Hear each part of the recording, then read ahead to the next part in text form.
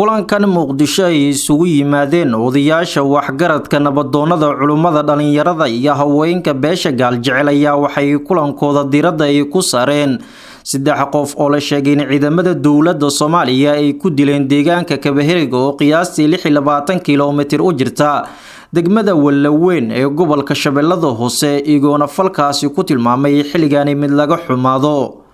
waxayna ku eedeeyeen qaar ka mid ah taliyayaasha ciidamada dowladda ee halkaasi ka howlgala in falkan ay ku lug leeyihiin dowladana ay ka dalbadeen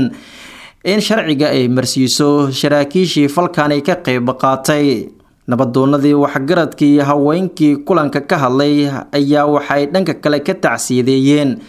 dib loo geystay beesha shan caleemood isla markaana waxa ay sheegeen dhalinyaradii ka dambeysay dil loo geystay waxaan u tacsiyeynaynaa dadkii cawadhow habeen hore dhacdadii ka dhacday deegaanka Walweyn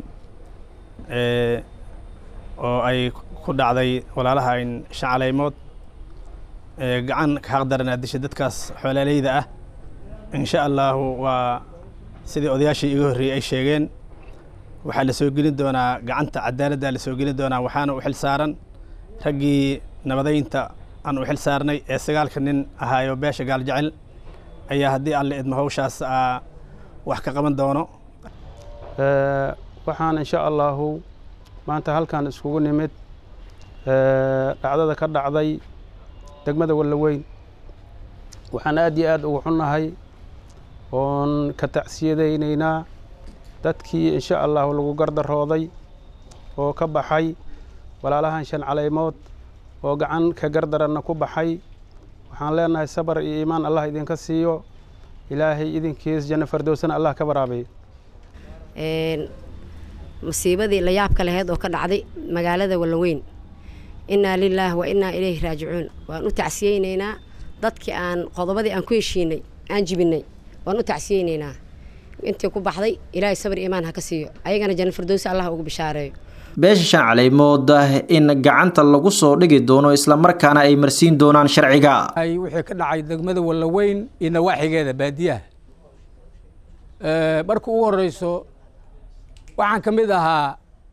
ergadii ka qayb gashay waa waanta degmada Walweyn markan soo koobo waxaa lagu heshiiyey shan caleemood iyo gaaljecel ay ku heshiiyeen 12 soo fur inay xisaabtan wixii ay ka dhigtaan wixii ka sokeeyana ay ku heshiiyeen inay xamad joojin samaystaan xamad joojintaas soo hergashay oo tuulooyinka aan u tagnay oo baadiyaha aan u tagnay aan iclaaminay nagala ballan qaaday inay xamad joojin ay meeshaas ka hergalayso kadib waxaa dhacay dad reer baadiye ah oo beesha gaaljecel waxaa jibiyay xamad joojintii waxay dileen nin hubeer ah oo shan caleemood ah 2 ninna way dhaawaceen taliyaha guudada 7 iyo kuwa Danab way duuleen waxay baabi'iyeen ciidamadii macawisleyda ahay oo deganaa duleedka Baladoogle oo arintaas naftooda gacan weyn naga siiyay inay arintaas wax ka xalinayeen ayagoo isu diyaariyay ninkii dambiile ahay oo ninkaas dilay raggaasna dhaawacay soo qaban rabo baawur annagaan ugu yeernay baawur ay soo qaateen Kabaherig ay ka soo baxeen jidka inuu ku heereenay ku laayeen waxaan rabnaa dowladda waxaan ogeysiinaynaa dowladda dhexe taliyayaashaas mataqaanaa nagu gafay oo nagu xadgudbay waa si dhaqsi ah cadaaladda loo keena 2 nin oo wax dishana gaaljecel ay u taalaa inay soo qabtaan ay gacanta soo geliyaan ayaga laga rabay awalba loo saxiixay waxaan rabnaa dowladda Soomaaliya ciidamada ayda meesha geysatay aydaas tuuta u gashatay tuutaha in gaaljecel lagu gumaado ma aha in qaranka looga shaqeeyo loo baahan yahay gaaljecel in looga shaqeeyo ma aha waxaan rabnaa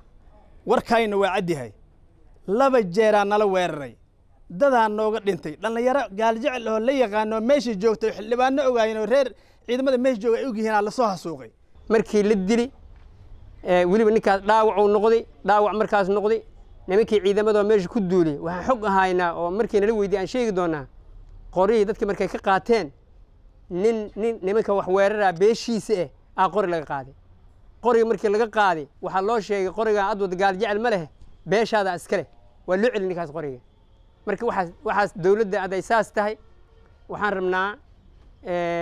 in arintaas la cadeeyo waa idin ognahay annagoona markaas iyada og qaab darrada aad ku shaqaynaysiin ayaa nabad jacayl iyo dowlad jacayl aan u lahayn ama la gaaraa xal iyo nabad ee dadkan iyo deegaankaba ku wada naaloodaan laakiin sidaas darteed waxaad noqoteen bahalla aan dowlad ahayn soomaalida inay kala dilaan nabadgelyada isugu imaadi lahaayeenna colaad inay ugu bedelaan goobta u joogaa tihiin waxaan u sheegaynaa dowladda Soomaaliya madaxweynaha mudana Maxamed Cabdullaahi Farmaajo ra'iisul wasaaraha dalka gudoomiyaha baarlamaanka inta ay qusayso arrintaas haddaan nahay beesha gaal jecel ciidanka halkaas la geey aan ciidan dowladeed ahaan sida wuxuushnimada u dhaqmo waa ka xunnahay hadii waxaan u sheegay dowladda waxa ugu horeeyay madaxweynaha Soomaaliya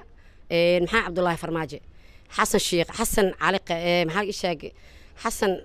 على قيره نك اللي هذا قدوميها بارلمانكا أنت كحكتو وحن ردت كاس سيدا دق سيدا إن حلك وحلا كورك يعني عدالة ده الوح على وحي متيستان لوجو سمايو أنا جرا وحن كوكنا عسنا هدي أنت إدي ويسو سيد دق سيد لوجو سوجباوي جوان كنا واقع هذا جوان لا بيلود استجاش لا بس بيلود مركز استجاش كدب وحلا جاري حل هشيس heshiiskaasna wuxuu ahaa mid aan ku qanacsanahay iyadoo sida tahay heshiiska waxa jibiyay beesha jecel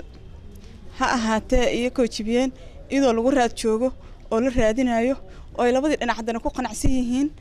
oo loo diray dad soo qabta dadka dhacdadaas geystay ayaa waxa dhacday dad isku sheegaya dawladda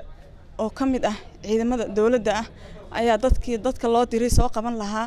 ayaa waxay u geysteen dil حسوق أو فالحمة. وقدام بنتي وحاكلن كصاحري نبضون موسى مقوني أو كمدا نبضون ذا بيش قال جعل وعاوشة إن مرنما أيسن هرالي كهن نبوسو قارو بيش عشان على مود. وحن هل كان تحسي وقدرة يا هرتا نينكي ولا لها عشان على مود نينكي اللي قد لي لبنا اللي قد وعي نمر بادية سكجوا حوالي رغتي أي دلين. oo maanta waxay ku dileen iyo waxay u dileen ay aqoonin oo ilaahay dambi ka galay bil aadanka dambigiisana waa far badan yahay waxay ku dileen ma yaqaanin waxay ku haystaan ma yaqaanin raallina kama nihin ciidanka dawladda meeshii ay geysay ma ahan ciidan dhaxdhaxaad ah ma ahan ciidan dawladeed ma ahan ciidan maanta xaqiiqada ka hadlaya waa dadka inay dhacaanay sameeyeen waxay banaysteen dadka dhiigooda waxay banaysteen waxa loo baahnaa inay ay fuliyeen saraakiisha meesha joogtay maanta dhibaatada hadda ka hor ay geysteen kanay hadda kadib ay geysanayeen ka sii weyn horta saraakiishaas meesha laga soo qaado dawladda waxaan ka codsanaynaa dadka dhaxdhaxaad dawladda ciidamo badan ay leedahay saraakiil tababaran ay leedahay saraakiil nooc walba ay leedahay ha geysa dad meesha u qalma oo dhaxdhaxaad meesha geysta gudoomiyaha maxkamadda ciidamada qalabka sida wuxuu xagga kamari aan ognahay maanta inuu aamuso maanta inuu hadlan filinayna hala soo saaro maxkamadda hala keeno dadka nool oo soo afduubtaan in la soo deeyo oo bilaa shuruudaan la soo deeyo codsanay Cabdiraxmaan Wabri SomNews Muqdisho.